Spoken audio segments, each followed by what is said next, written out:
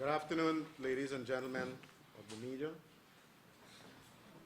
First of all, let me say that we're very happy of importance to the Guyanese people. So with those few remarks, most members of the media would have witnessed the last debate in Parliament in the final session before the National Assembly went into recess. And you would have witnessed what has come to be typical of this government. Arrogance and lack of transparency, particularly as it relates to the discussions surrounding the financial papers that were before the House. You would have seen over and over again members of the opposition raising questions on provisions in those papers, and you would have seen members of the government through all sorts of ruses try to avoid giving straight answers to the National Assembly and to the people of this country. It happened on issues surrounding the Durban Park project. We're yet, even with the government seeking over $400 million in supplementary provisions to complete that Durban Park project, we're still not sure that those are the final payments. We are not sure about the finances surrounding that project. First of all, there have been no answers given about the large sums of money that have been collected from the private sector and spent on that project. We do not know how much money was collected from the private sector, who gave the money, and how it was spent. We heard, first of all, that this project will be done at no cost to the Treasury. Then we heard it will be $150 million. This turned out to be over $400 million now of provisions. And we are hearing that there are still outstanding bills close to another $500 million on this project. So the government, again, sought to hide the reality surrounding this project. We have heard about a new approach of the government, that out of fear of losing appeals, the government now, if it has a financial dispute with a private citizen in this country, will settle the matter because it is fearful that it may lose appeals that are pending.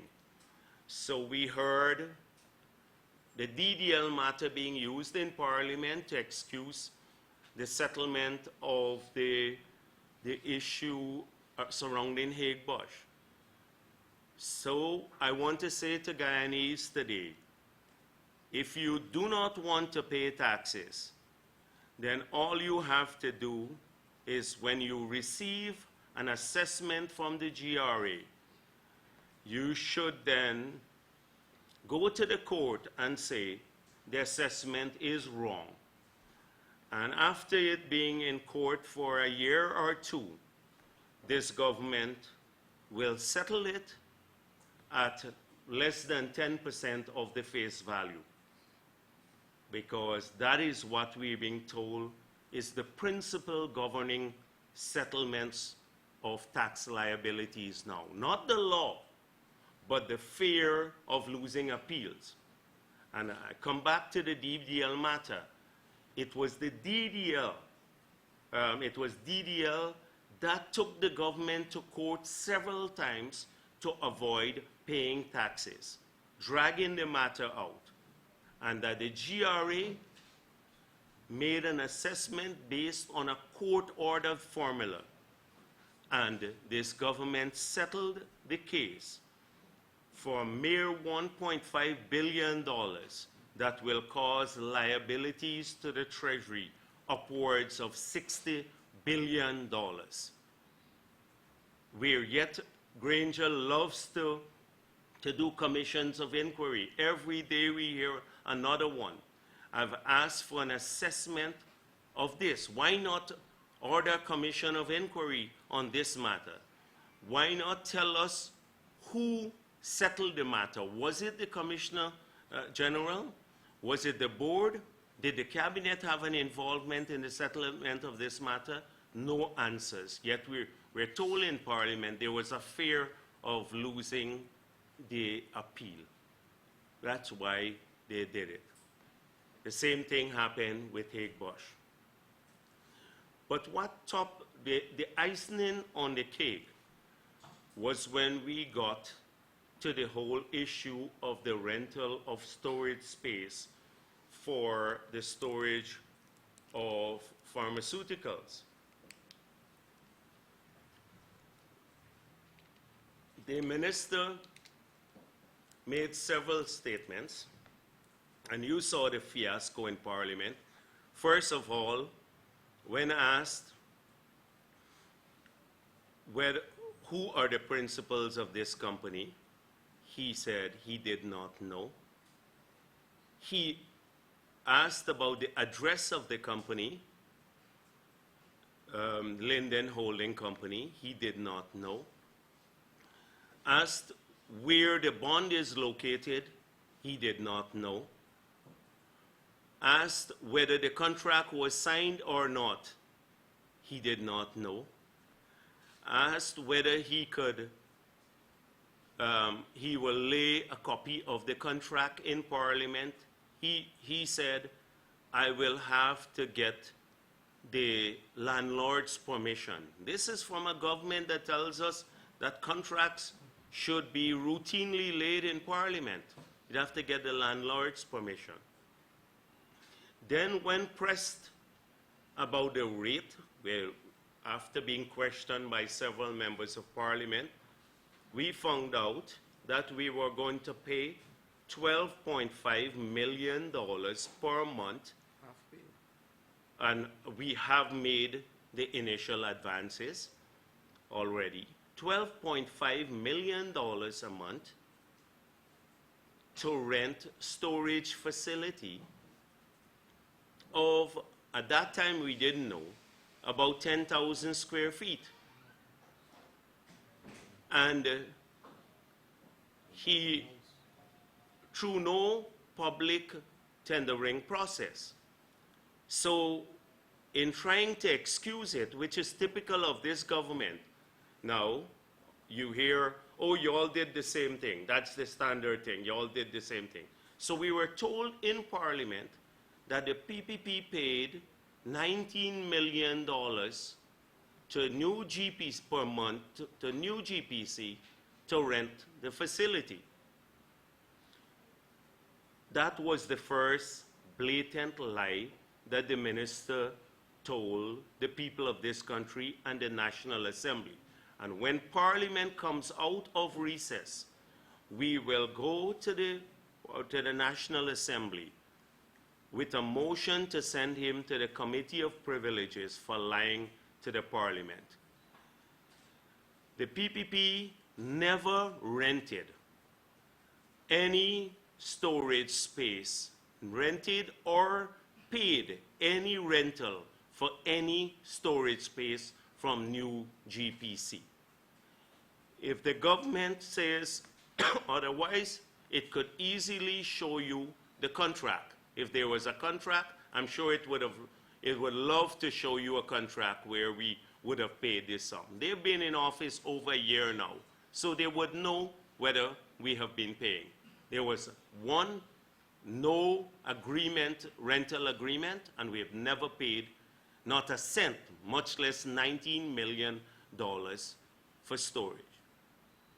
But the reality of it, how they came up with the 19 apparently, is that they sought a quotation from New GPC.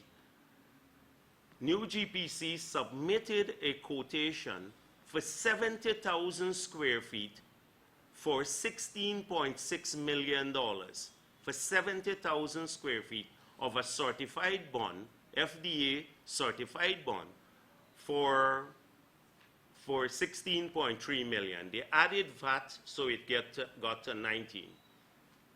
And they disregarded that and then went to this company, Linden Holding, and rented a 10,000 square feet bond at $12.5 million. This works out to over $1,250 per square foot for the one that they're renting now, versus $237 for the GPC proposal. That was 5 times less than the one they rented for certified bond. Secondly, so that was the first lie that the minister told to the parliament. He said they were paying $19 million to rent, that the PPP was paying this. The PPP never paid a cent to rent any facility from GPC, and we never had an agreement to that effect. The second lie he said, he told the nation, is that when questioned about what is being stored there, he said pharmaceuticals and medical supplies. There's nothing being stored in the bond. It's under construction now. It is under construction. Now, what I gather is that they paid 2 months security deposit and a month rental, $30-something million.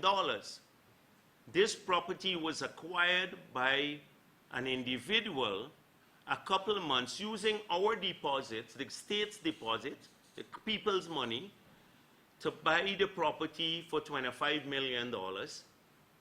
And now they're using the other 12 or 13 million to fix it up. So the government is financing the acquisition of the property as well as the fixing up of the property by its advance that it gave. This is, so they're not storing anything in it. It's under construction now and being financed by the government's deposit. This is something that will go before the Committee of Privileges.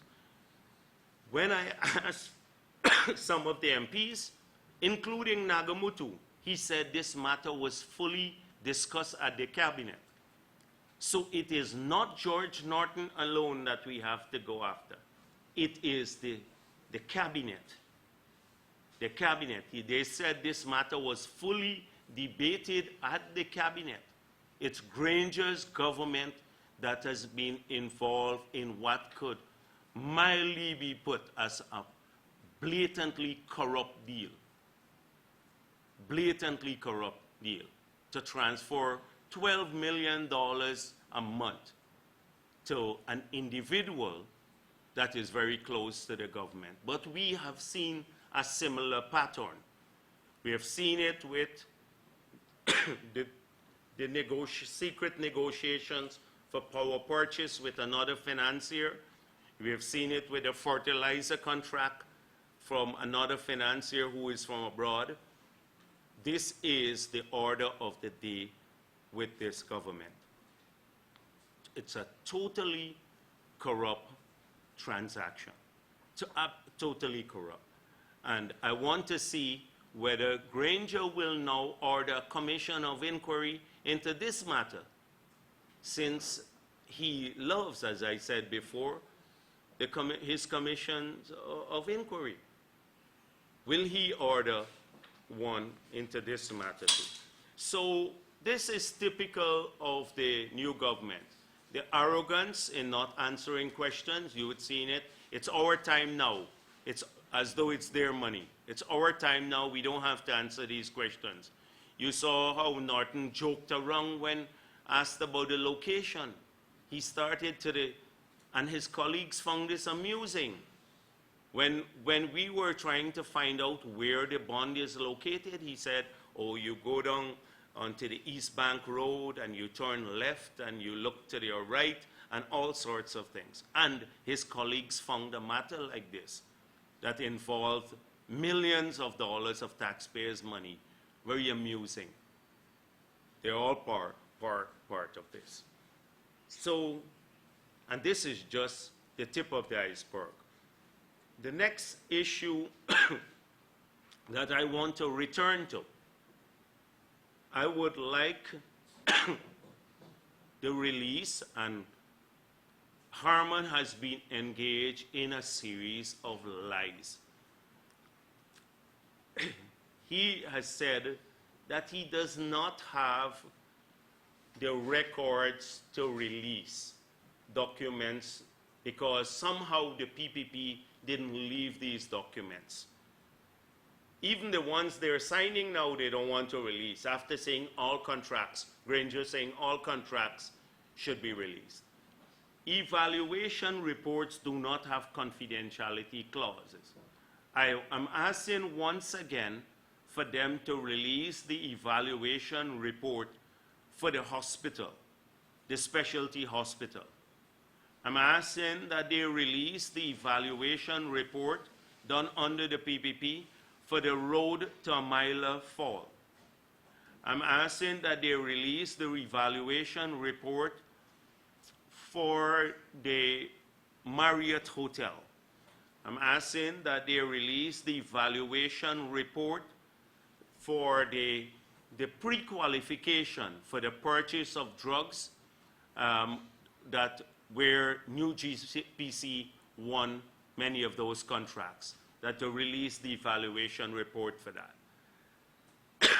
Harman said that they did not have the documents on Amila's Fall.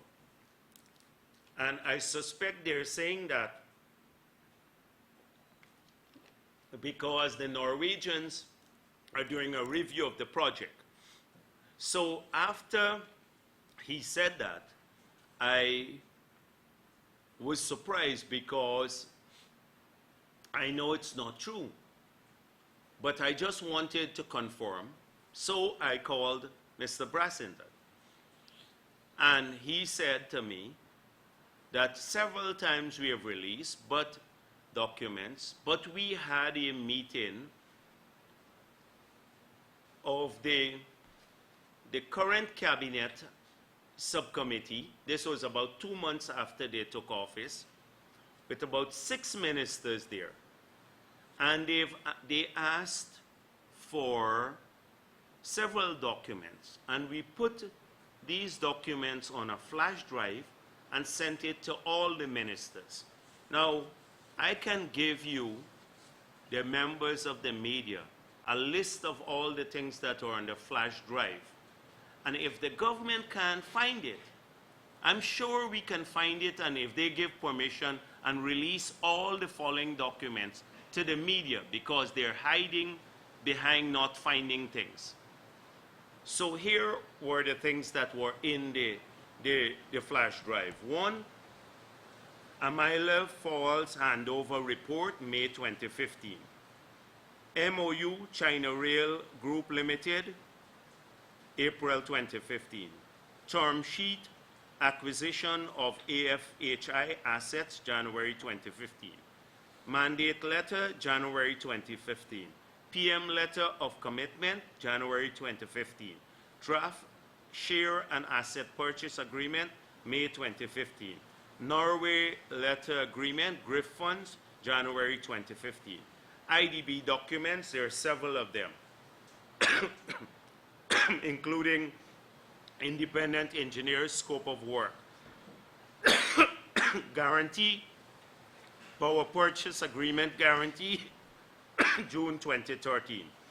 Notice of motion, 10th Parliament, August 2013. Financial term sheet, May 2013. Presentations, public presentation, IDB presentation. Then the financial model, December 2014. Contract agreements.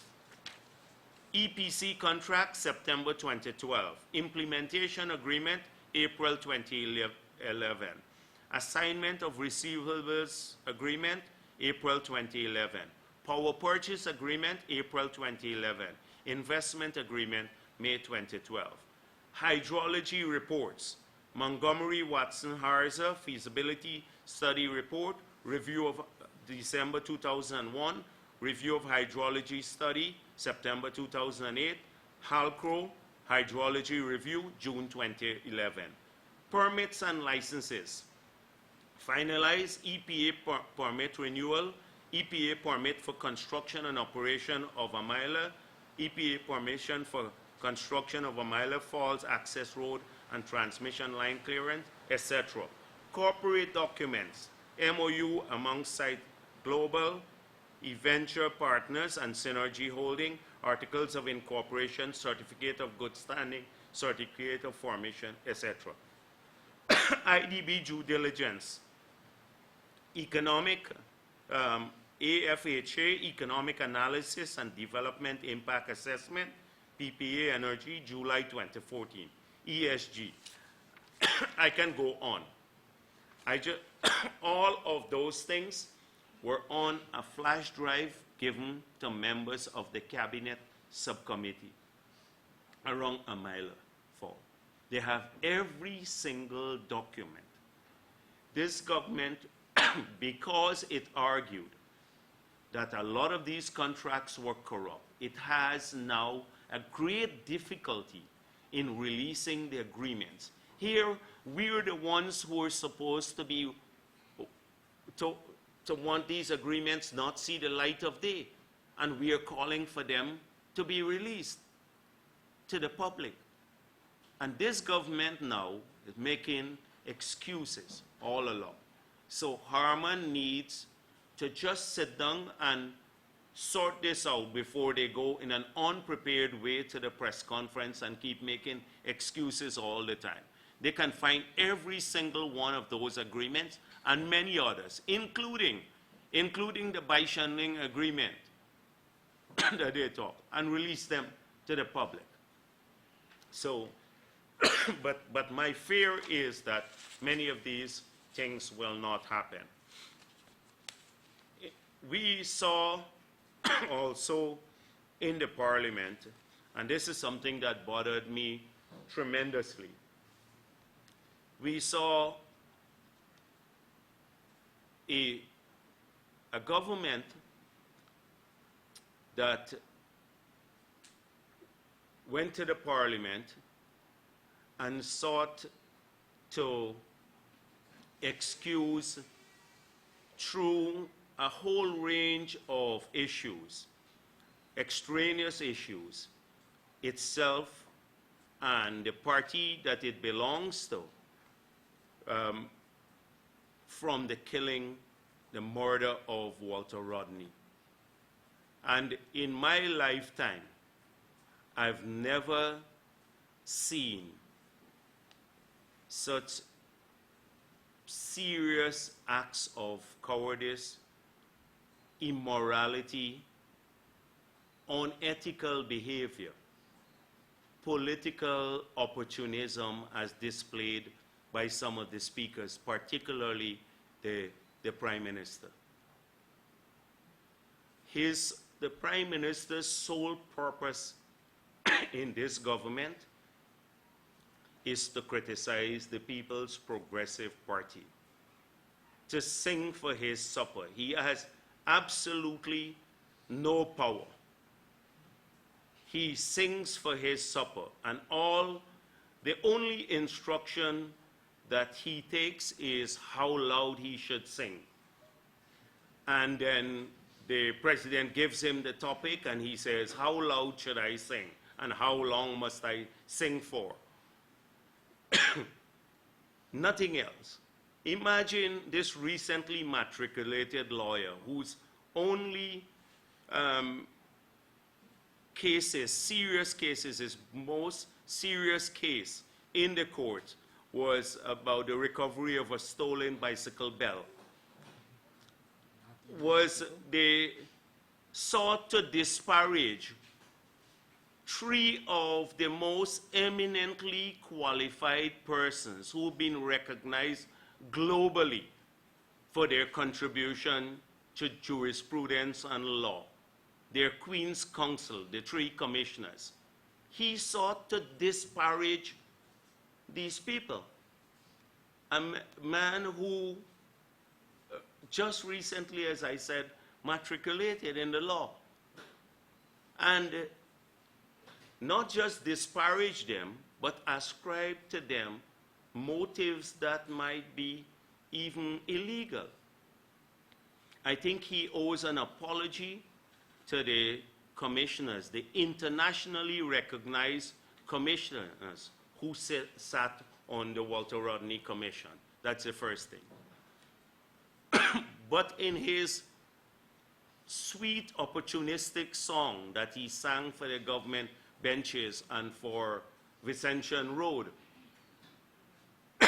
he created a whole new scenario about what could have happened in Walter Rodney's death. And in that, he sought to blame the Americans for killing maybe Walter Rodney too. He said Walter Rodney was a victim, could have been a victim of the Cold War. When it was quite clear about who killed Walter Rodney and who were the political authors of the killing. Quite clear. We all knew that in Guyana, and it has been confirmed in the International Commission of Inquiry. But this, in an attempt to divert attention away from the People's National Congress, to which he serves faithfully now, he speculated about who may have killed Rodney and ended up as the Americans being one of the culprits for this. I wonder what the former charge in Guyana would think about that now.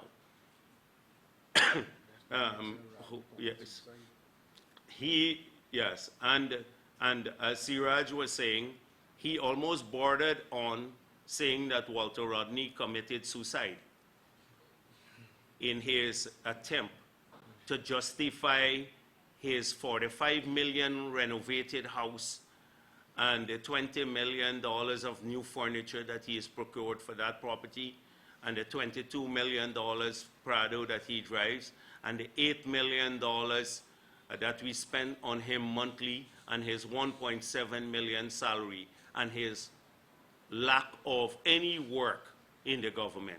He has no work to do. That's all he does. I've never seen such serious opportunism in my life, particularly from someone who used to shout at the top of his voice that it was the PNC that killed Walter Rodney. I can understand Harman and the others. They've been consistent.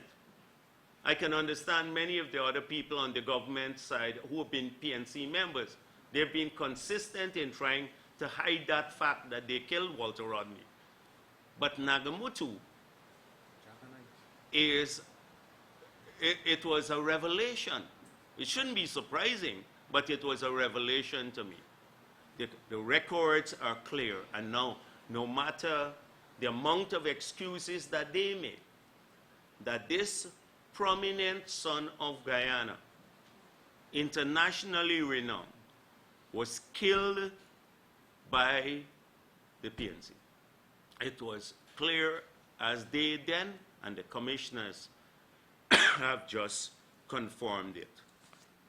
Now, maybe I should just focus on one other thing before I take questions, because I'm down on the weather today. I noticed that when I was abroad, there was a big furor here about some comments that I made. And I was, frankly speaking, a bit surprised because I considered the comments very benign, very mild, compared to what I've said in Guyana. The first thing is that I said is that this government discriminates against Indo-Guyanese. It's true, and I repeat it today again.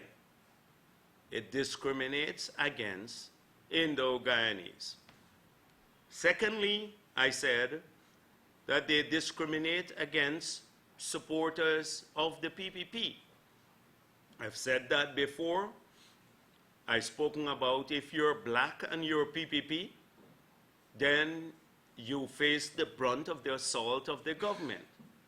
The Amerindians know that too, because the first act, the largest act of discrimination against indigenous people in the past maybe 50 years in this hemisphere has been perpetrated by this government when a week after they got into office, they terminated nearly 2,000 Amerindians, claiming that they were doing work, political work.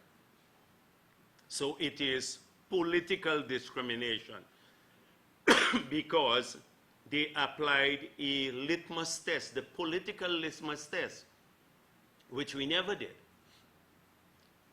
So I don't know why it created all of these issues. And I said, we'll work hard and we'll take back this country.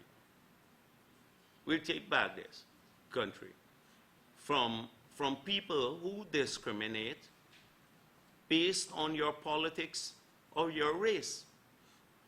And so today, I want to repeat all that I said abroad, and I want to unequivocally stand by every statement I've made so far. And I want once again to urge you to go back to the Babujan speech, because it seems as though it's a campaign of this government to characterize me in a particular fashion, helped obviously by some of the friendly media, friendly to them media. And the Babujan speech, in several parts of that speech, I spoke about a country for all of our people and the PPP practicing that. And I said there, when I said about them saying, throw these Koli people out, I said, had that happened in the PPP, had anyone used that sort of language in the People's Progressive Party, we will kick them out. Kick them out using that sort of racist language. It was a condemnation of the racism. And so when Christopher Ram filed his case, he left out that one sentence that followed the part that I spoke about, the earlier part, the one sentence. And many in the media have been guilty of doing that. So again, how many people have not spoken about the discrimination against Indo-Guyanese? Several months now. And I can come back. I spoke once just here with the same members of the media, and you asked me, do you have any evidence of this? And I pointed out one instance to you, right here, many of the same faces. And I said, look at the New York office, the consulate there. The president had made a statement that political people may not retain their jobs, which is understandable. If you're a political appointee, then there could be changes. but career officers had nothing to worry about. He said that right at the beginning when he took office. That in the New York office, 5 of the Indo-Guyanese who were removed, including M.R. Khan, who was the career political officer, and Evans, who was the politician appointed. He's spoken on PBP platform several times. He was appointed by us politically to head the office. He was kept on. I pointed that out to you when you asked me, is there evidence? And I said, I can find lots of other instances. So I did not attempt, I didn't go to New York to say that. I said it right here at a press conference, right here. And I sought to, and I justified it. It is, what I said there is mad, but it seems as though that if you're Indo-Guyanese and you speak about discrimination against Indo-Guyanese or Indian people in Guyana, then you have to be racist. But if you're Afro-Guyanese and you speak about discrimination against Afro-Guyanese, historically or current, then you're a freedom fighter. That seems to be the feeling, and especially among the media, because if you were to judge several individuals by the same standards that you want to judge me, every time I speak out against an act of discrimination against people based on their race or their politics, then you will find that this government is made up of a bunch of racists, because at several times in their history, they have spoken about discrimination against Afro-Guyanese. And if that's the standard, then they're made up, this government is made up of a bunch of racists. We had people on the fringes who are now part of the government. Clive Thomas has done this. He's hired by the government. Trotman has done this. Not the parliament. What's the Desmond Trotman. He is now earning a salary from the government. Ogunseir has done this. He is now part of the government. Eric Phillips has done this. He is part of the government. David Hines has done this. He is part of the government. A few months ago, Carl Grenade said that in national awards, we discriminated against, that because of this racist government, we discriminated against Afro-Guyanese. And I had to point out to him in Parliament that for many years, I did not give national awards to anyone, not Indo-Guyanese, not Afro-Guyanese, not Amerindian, not anyone. The last set of awards that I gave, if you look at the people from finance, there are 5 of them that I chose from finance. Khurshid Sattar, Clyde Roopchand, Donna Yearwood, the governor of the central bank, Lawrence Williams, and Lennox Benjamin. 3 of them were Afro-Guyanese. All 5 of them started working before the PPP took office with the government. And he knew that because he came out of the finance stream. I had to point that out, how erroneous he was. But if saying that makes you racist, then he is 10 times more racist than I am. And all of these others. And the president has to be racist too, for saying some of the things he did. That he has done in the past, and he continues to say. So I will not stop representing people. If I feel they're being discriminated against because of their race, I will speak out against it. whether they're Indo-Guyanese or Afro-Guyanese. But not because they're Indo-Guyanese, I will suddenly cower in a corner and not say anything for fear of being labeled racist. And if I feel they're being discriminated because of their politics or any other matter, gender, anything else, then I will speak out against it. I think I earned that right. I saw David Hines saying, Jagdeo is wrong because this government can be discriminating against Indo-Guyanese. So, because look how much money they spent on sugar. This is his excuse. Look how much money they put into Gaisuco recently. Well, if that's the case, how can we be racist? And what he was accusing us all along, because if you look at Linden, that is 98% Afro-Guyanese. We built a new hospital. We built 2 new secondary schools. We built Amelia's Ward on Block 22, spanking new housing schemes. We're putting a new water supply system. Linden gets subsidized electricity. How could we be racist then too? What he was saying all along.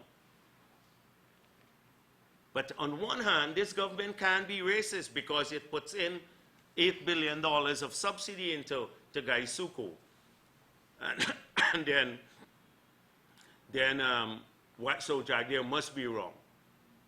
But look at the approach. Bath settlement, 30 lights there put up by the community. The lights are taken down, and Patterson says, we can't afford 30 lights. But at the same time, the government spends $100 million in putting up lights in another part of the country, in Linden. And in Sophia. So, is that racism? Is that racism? You answer me. What do you think the people in Bath settlement feel? What do you think they feel? How do you think they feel? How are they going to process that? And so, I have absolutely no worry. My track record is clear. Let me tell, and we're going to explore this greater details. In the period after independence, to the time the PPP took office, Afro-Guyanese were predominantly in the public sector. And by the time the PPP took office, the public sector was pauperized. Because of the devaluation, the salary, the minimum wage fell to $25 a month, US dollars a month. Nurses, teachers, doctors, etc. They used to have to trade to make a living. The public sector faced the brunt of it, where Afro-Guyanese were mainly represented. And in the business community, in terms of business ownership, in the tenure of the PPP, at no time in our history, any time in our history, have there been so many black-owned businesses in this country, from every type of services, from security services, computer services, hairdressing, taxi services, so contracting, a whole range of things. I'm prepared to put our record on the line comparatively with the 30 years, the 23 years prior to that. Our record will speak for itself. And at no time have our villages made this sort of progress. The same, the early years of the AFC. They used to go to Berbice and say, look at this PPP government. They're doing everything for people in Linden, implying Afro-Guyanese. And they're not doing anything for you. That is how Nagamutu and Ramjatan mobilized in the beginning. And then they will go to Linden, another group, Trotman and the others, and say to the people in Linden, they're doing everything for the people in Berbice, implying Indo-Guyanese. That's how the AFC started. And so our record, at some point in time, we will have to examine it carefully. And Eric Phillips, I saw saying, they have almost a theoretical, a philosophical kind of underpinning to this new form of what they're calling it, black consciousness, pushing the government.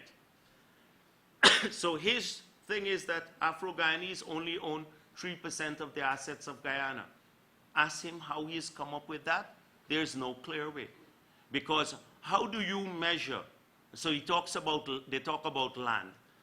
If a person has a house in South Georgetown, or you have 15 acres of land on the Essequibo coast, if you monetize those, if you sell those, the person who has the house in Georgetown will probably get more in terms of value for the 15 than the person who sells the 15 acres of land that he has to live on in Essequibo coast. How do you assess values? A lot of these things, because we have chosen to stay quiet about it, it doesn't mean that we don't have a track record of progress at every single level in this country. In terms of rights of people and race relations and asset ownership and business ownership, Afro-Guyanese and Indo-Guyanese and Amerindians and all Guyanese have made tremendous progress under the PPP. And I am proud of that record. And I'm prepared to put my record on the line, not the gaffe of some of these fringe elements, but real hardcore fact-based assessments. And then you will see the progress. But that's all they have to play now, is the race game. So when Jagdeo speaks about this, it's racism. And every single day you see a barrage of racism or worse comments being spewed out by employees of the government, people who are paid from the Treasury, and they are the freedom fighters and the rights movement. That's all I'm going to say, because we will get back to this issue. I'm glad that the conversation is coming up, actually, because we need to do it more, debate it more, and expose a lot of these things. So we'll get back to it sometime in the future. Thank you.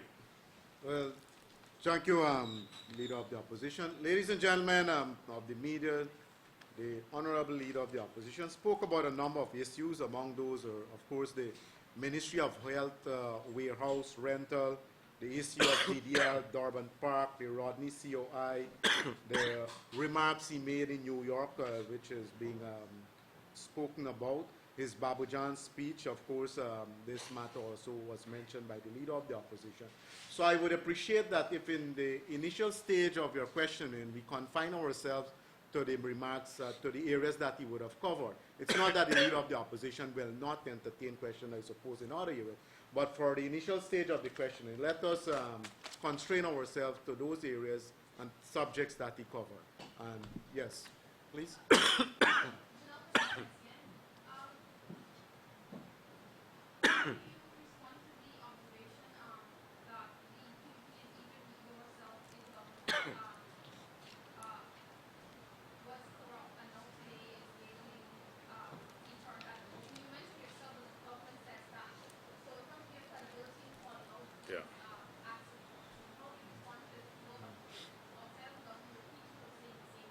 Yeah.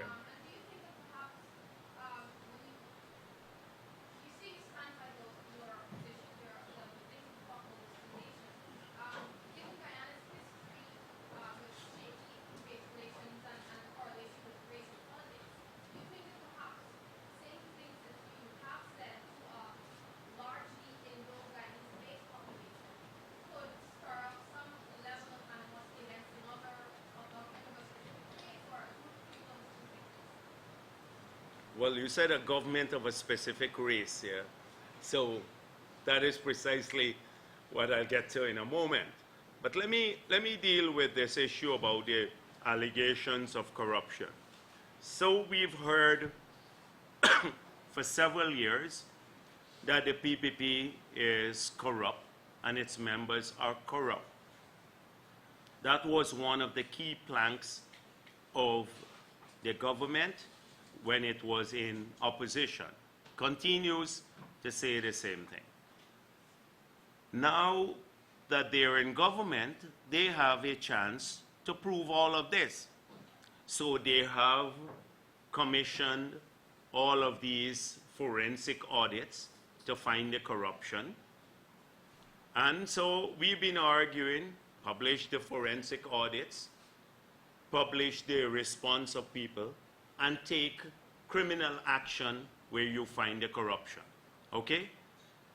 So far, this massive corruption that we've been hearing about from these forensic audits, we don't seem to be supported. They don't seem to be able to support this by reality. Even the president has acknowledged that. That's one. Secondly, one would think that the government would jump at an opportunity to expose all the substantial holdings of PPP members of parliament, ex-presidents, etc. In parliament, it was this government that voted against releasing to the public our tax record for the past 10 years and against the Integrity Commission submissions for the past 10 years. The PPP proposed that motion. So you would have seen all these substantial assets. They refused it. Seems as though they have more to hide because many of them have violated the law by not submitting. The third thing is we've heard about substantial assets stashed abroad. I've been urging the government, they don't need to wait on SARU to hire a company. There are companies that are bound around the world whose job are to find hidden assets. To hire a company and say, here are 65 members of parliament as well as ex-presidents. Can you discover if they have any shares, bank accounts, properties, all of these things overseas? They can do that easily. They're now moving forward with it. It's easy. They don't have to wait on SARU legislation. So this government is finding it. Here is it. They claim that the airport was corrupt. But we didn't have a forensic audit for the airport. They went ahead with it. We heard that the specialty hospital was corrupt.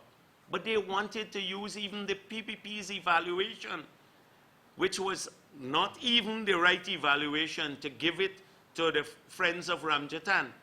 And it was only stopped because of the World Bank finding the company corrupt. We heard the Marriott Hotel would have been turned into a hospital because it's a corrupt deal. I don't hear anything much more about the Marriott. We heard about NISIL stashing billions of dollars. They've completed the audit of NISIL. Where are these billions of dollars? We heard about these private accounts that they were had, and that the day after they get into office, they will transfer all the funds to the Treasury. Those accounts still exist outside of the Treasury. So where is this massive corruption? You can prove it. In fact, I'm begging them to release evaluation reports now. You heard the same thing about the road to Myla Fall, that was a corrupt deal. Now, then the evaluation report will show how they came to FIP Motilal versus the other people. If the public will then see that. So why can't they release it? They're having a very difficult time proving the corruption that they argued about. So we do have the moral authority and the right to expose all the corrupt deals of this government. And they're in such a short space of time. I know that they seem to want to set a record. This is Olympic time. And this government is like setting like some serious records on corrupt activities that will all be there. And running into billions of dollars. You know, the settlements so far have been close to $80 billion. I'm trying to think back about any settlement that we made that exceeded $1 billion. I can't remember. If we were so corrupt, we would have settled with Rhodesia. or with BK, or with Dipcon, or DDL. If we were so corrupt, we fought in court to protect the government's interests and the people's interests and the revenue base. We fought in court. We offer our help to this government. And we offered. So that's the first issue. So my point is that do I, as Jagdeo, have to be the only person to watch what I say? When this government, the president attended the forum recently, last weekend, and it's about for the UN decade, decade of people of African descent. And at that forum, it was supposed to be a forum for Afro-Guyanese celebrating, doing activities. Not if you're PPP or PNC or whichever other party. Afro-Guyanese of all political persuasions must feel comfortable at that forum. And two of the presenters, Hines and Lincoln Lewis, said, we voted for the government. We voted for this government. We must hold them to standards. They're addressing a black forum. You know what they're thinking automatically? Because you're black, then it must have been that you voted for APNU. What is more racist than that? That assumption. So how is that different than when I said in New York, I didn't say you voted for PPP. I said this is a fact that they discriminate against people of Indian origin. They discriminate against supporters of PPP. I've said this to predominantly Indian crowds on the Essequibo Coast in the campaign too. I've said it here. And these are people who live here and vote here. And I've said it to them because I can substantiate it. And I said also, the reason they will not last long, the reason we lasted 23 years is because we were even-handed. And no government can be as partisan as this government and last in the long term. And so, doesn't the president have to be responsible too? And all of these individuals, when one individual who now receives a salary from the government trying to prove that Afro-Guyanese came here before many Amerindians, and therefore they're entitled to communal lands because the Amerindians have gotten too much, 14% of the country already. Isn't that bordering institutionalized racism? Why aren't we assessing these people the same way that you would assess someone from the PPP who are making these statements all the time? Yes, this end. This gentleman then. Yes, you. No. Can I get some you was coffee? first. Coffee. Sir, I'm going to bring you back to the bond quickly. The Minister Norton said that it was sole source. Could you say if there were any breaches of the procurement laws for sole sourcing and making the advance, $25 million advance? That's first. You mentioned the party coming out of recess would be moving a motion for it to be submitted to the executive privilege. Yes. Should this fail, what alternatives are available to the party? And you mentioned also going after the entire cabinet because it was a cabinet decision. That is what I was told that by Nagamutu and others, that they debated this matter. So if they debated it, you can't just blame Norton for it. If they fully debated this matter, it meant they consciously decided. It's in the financial paper. Yes, and once it's on the financial paper, they knew that this was happening. So the first issue is the sole sourcing. They said it was an emergency, that they needed to get their drugs in to move it in swiftly. But as you know now, it's not an emergency. They're still fixing up the bond. 2 months. Right, 2 months after. Secondly, as has been pointed out by several people, they breached the financial regulations. They breached the financial regulations. You're not supposed to use that provision use the contingency fund. You're supposed to use the consolidated fund for this sort of expenditure. Thirdly, if you single source, you have to secure the permission of the tender board, the central tender board. You have to get an approval for single sourcing. I want to know if they went through that process, but we don't know because this government just does not tell you. So did they get the permission of the central tender board to go ahead with sole sourcing?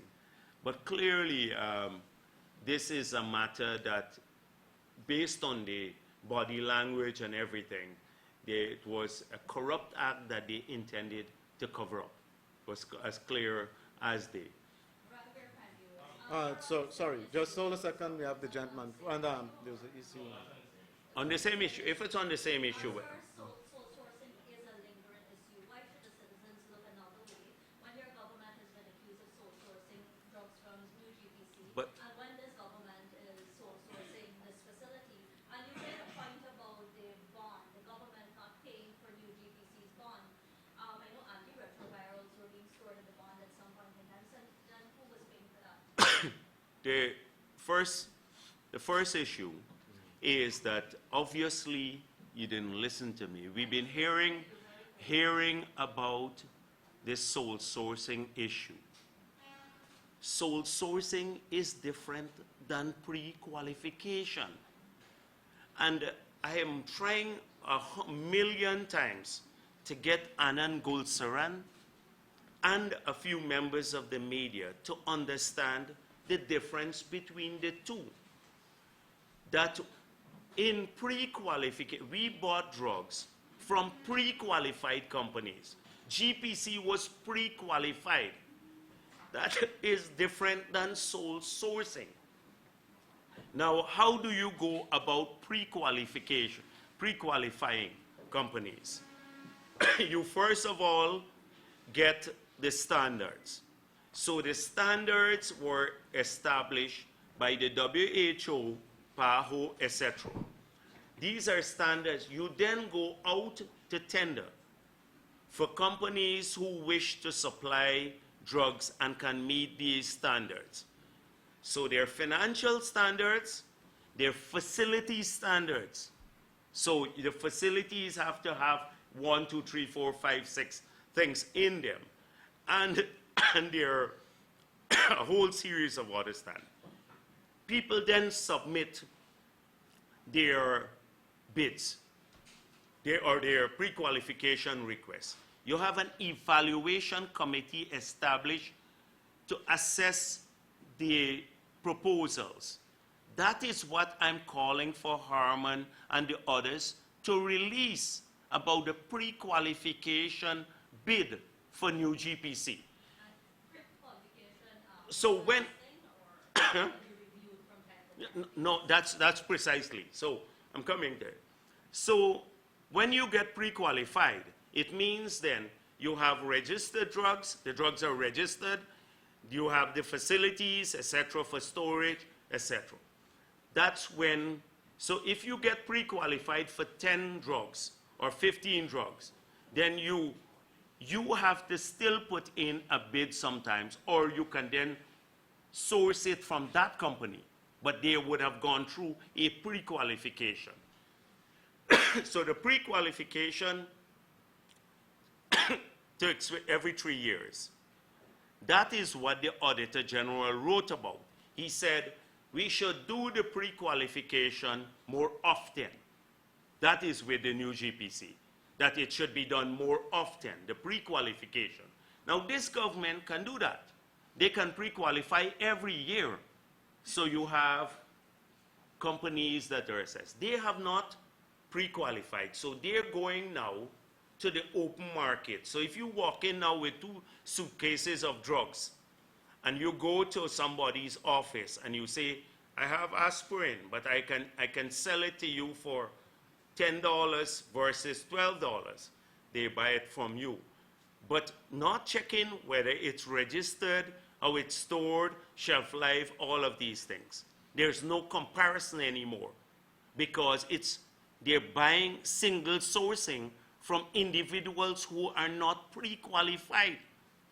So everyone could have pre-qualified. This guy could have pre-qualified. Lloyd Singh can pre-qualify anybody. That's the difference. And it is so often we hear it about the single sourcing. Single sourcing, if you check our Procurement Act, it speaks about several things, pre-qualification. When we did the road contracts, you often pre-qualify the contractors. So if you pre-qualify and only 3 contractors are on the pre-qualified list, then it's just a matter of price. It is the difference between pre-qualification and single sourcing. Here, this government has single source. So what it has done, $135 million of drugs it bought from a company that was in Parika, from, a bottom house operation, that never supplied drugs before, never pre-qualified, doesn't even have certificates for the registered drugs. In that process, you can have all kinds of drugs coming into the system. So The board government, never paid for the bond. The government never paid. we never, not a single cent. And that's why I'm saying to them that it's misleading. When you say, because I saw one newspaper compared 19 million per month versus 12.5 million. It is 0 versus 12.5. And in any case, the 19 million, that's how I explained that they came up with the 19 million. That you recall how I came up, that they asked for proposals and that the 19 million was inclusive of VAT for a 70,000 square feet facility versus a 10,000 square feet facility, excluding VAT, for 12.5 million. When we're going to get a list of individuals who are being discriminated against, since I just on the floor, because we've heard the General Secretary talk about it, you again today, you give one example. I gave an example. That's one example. Right, and no, how many examples before you're satisfied? How many do you need? Yeah, but how many examples? You tell me. Give me a number. Give me a number. No, give me a number. How many examples you want before you're satisfied? How many you want? How many would before you're satisfied? Okay, okay. I think you can resolve that question Yeah, for the yeah, General yeah. Secretary to. Tell me. The- Yeah. I just want to answer. President Burgess said on Sunday, he said that there is evidence that there has been discrimination against African Guyanese under the past administration, the PPP administration. Yes. Are you saying what the president is saying may not be accurate? I can say that, yes, but I hope that you will ask him the same way, like how I gave this example. So ask him about it, about the evidence that he has had. Because we know if you argue about discrimination, it was argued that we were discriminating against Indo-Guyanese because the PPP, because the defense, I forgot the name, the commission that we had established to look at the disciplined forces, recommended that we have a more balancing of the security forces to get more Indo-Guyanese jobs in the security forces. We were accused of never implementing that report, that we discriminated against Indo-Guyanese because a bipartisan committee had recommended this. And so we were accused of discriminating against Indo-Guyanese. So, Mr. Jagdeo, why So was there any report, that your government was discriminating against Africans? Was there any report to that? we invited in. The government of Guyana invited here the rapporteur, the UN rapporteur on racism. The UN rapporteur on racism. Here's a Senegalese. He came and he said, a conclusion was basically that I do not find this deep-seated. That was his conclusion. No. This was a second woman who came. That report was chaperoning around the park. Report Rupnarayan was chaperoning around the park, who did not even meet with the Ethnic Relations Commission, although they asked to meet with her. That was another person. But this guy is from Senegal. He was the UN Rapporteur on Racism. I can get you the report. But listen, I am prepared to talk about the access to land. How many Indo-Afro-Guyanese had a plot of land in 1992? And when we left in 2015, how many had a plot of land? I'm prepared to talk about that. I'm prepared to talk about the security forces, public service employment.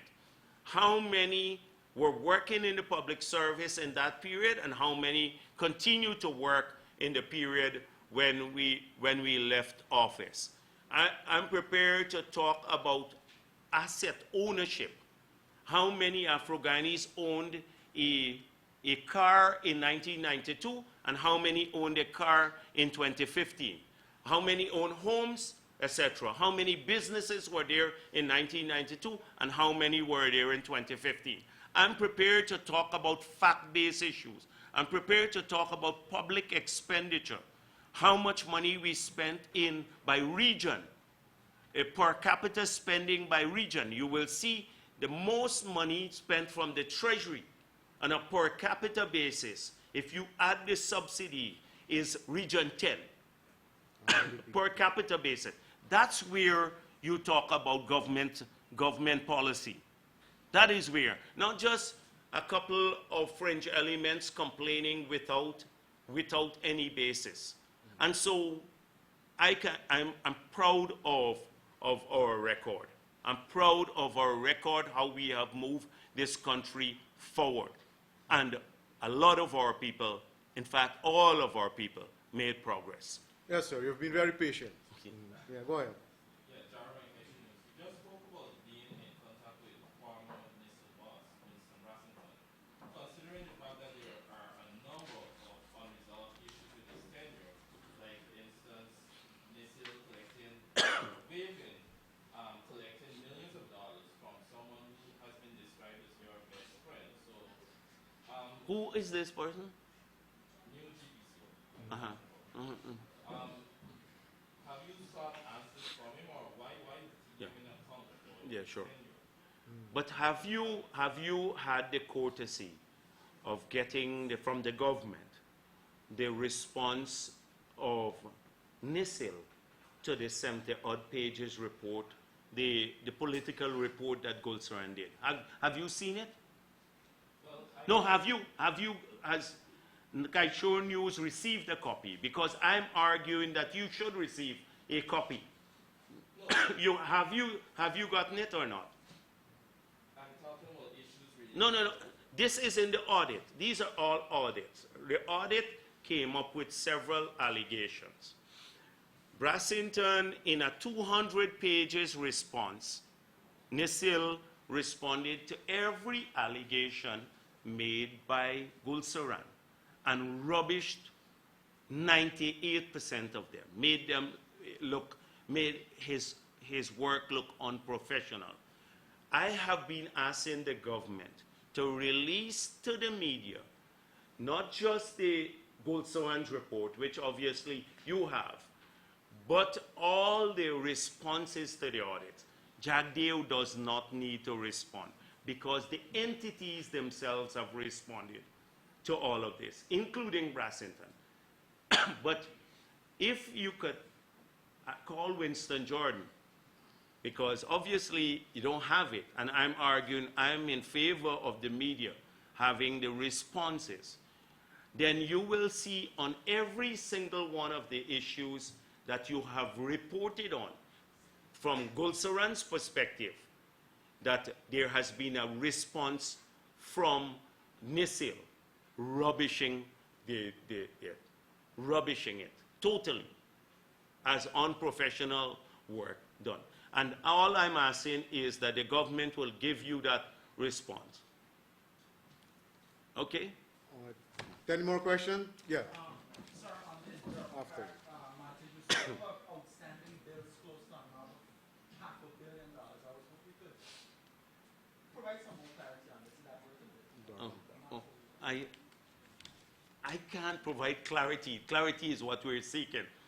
But I know this is the most clouded issue. It's pretty clear for us, for the country. And since maybe PPP, if PPP does not have the moral right, maybe the media would have the moral right to ask a couple of questions. One, maybe from NCN. How much money was collected from private donations? By the company. But how much money was collected from private donations? Who gave the money? Did it enter into the asset register of the state? Or how was the money expended? All the money from private sources. That you claim that of the 400 odd million, which they got in Parliament, that there were public tenders and selective tendering. Can you give us the details of when you initiated the process for selective tendering? When the public ones were advertised? Who won the contracts? Who were the other bidders? And then the third set of questions, are these all the liabilities, or are there other outstanding claims? If you get 3 sets of questions answered from this government, we'll be satisfied. But we're banging our heads. And you ask what option we have in the first question.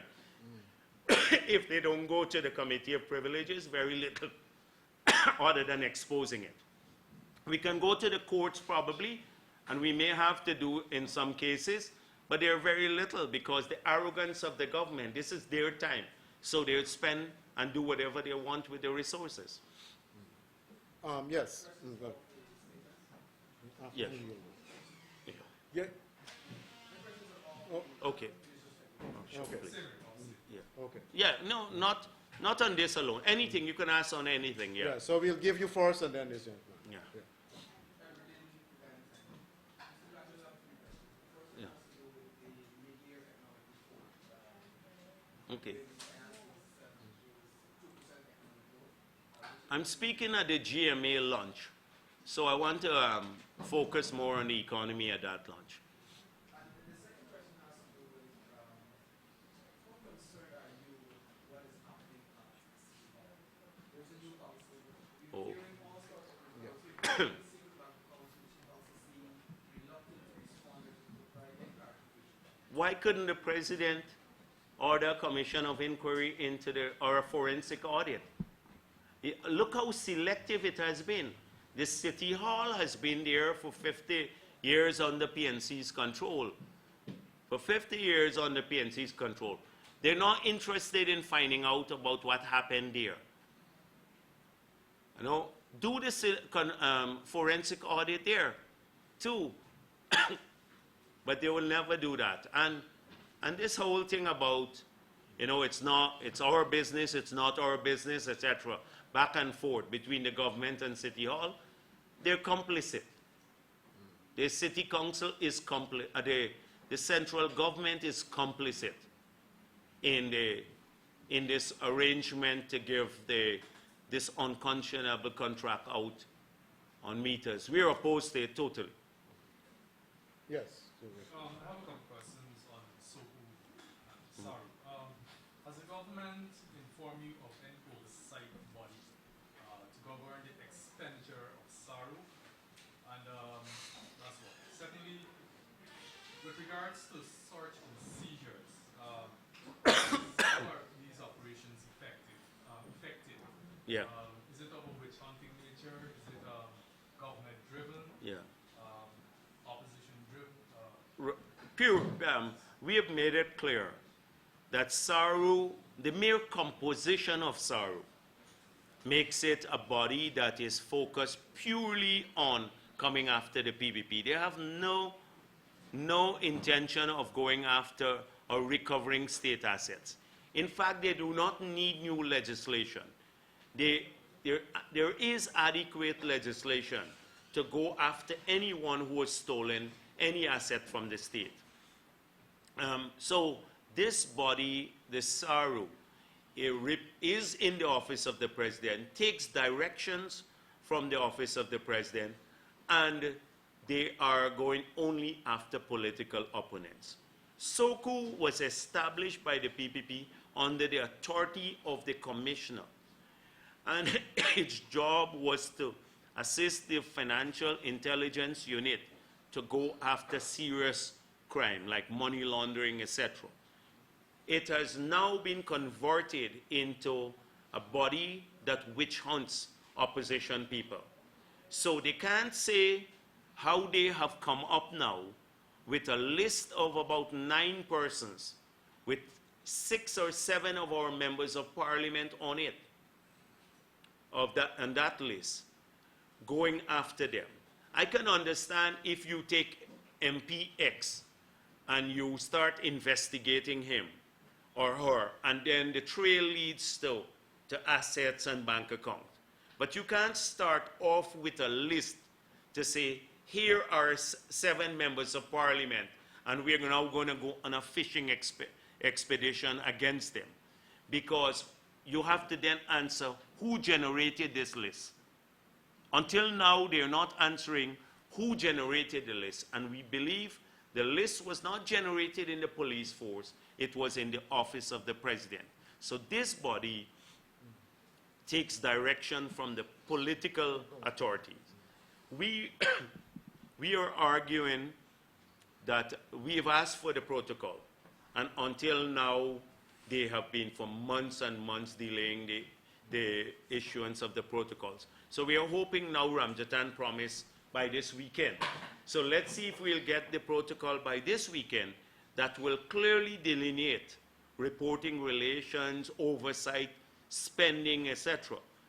People are given a top-up at SOCU from the office of the president. So I guess if you go after PPP man with enough zeal, you get $100,000 more. Yes, go ahead. What is your response to the new GRA boss who spoke of a massive shortfall in tax revenue going to concessions given by the people? Yes, the new GRA boss, I don't know if you recall, the party issued a statement maybe 2 or 3 months before. They said they had initiated a public search for a new Commissioner General. And we identified the current person as the person who was going to be selected after the public process would have been completed. So that's one, the first point. The second point is that would this commissioner say to the people who received these concessions? Because we heard Winston Jordan, you recall in his budget, spoke about 55 billion of remission given to friends and family of PPP people. That is the first budget he had. The president repeated that. I explained here at a press conference how the remission system works. That, for example, the heavy-duty equipment, which is across the board for all Guyana. So if you imported a tractor, a combine, an excavator for mining, a skidder for the forestry sector, all heavy equipment, you then got the 16% VAT remitted. It was not designed to give Kaicho News reporter or a PPP supporter. It was across the board. Any person who imported any equipment of that nature would get the 16% waived. The government now removed that waiver. So that is the concession they're talking about. But they're not looking at how the concession impacted the productive sector.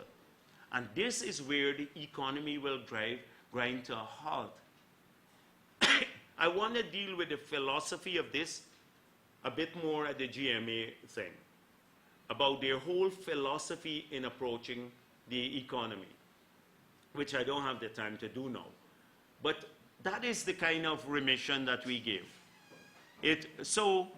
Yes, they've removed the remission and they'll collect a bit more, but trust me, it's going to affect the productive sector. Now, the manufacturers similarly have remissions, right? They'll get the VAT waived for some of their raw material. So if you're a registered manufacturer, you would get the VAT waive. So I suspect that is the remission he's talking about. Let them remove it. They're going to remove it, and you know what they'll do? They'll destroy the manufacturing sector. It had nothing, absolutely nothing to do with the shortfall.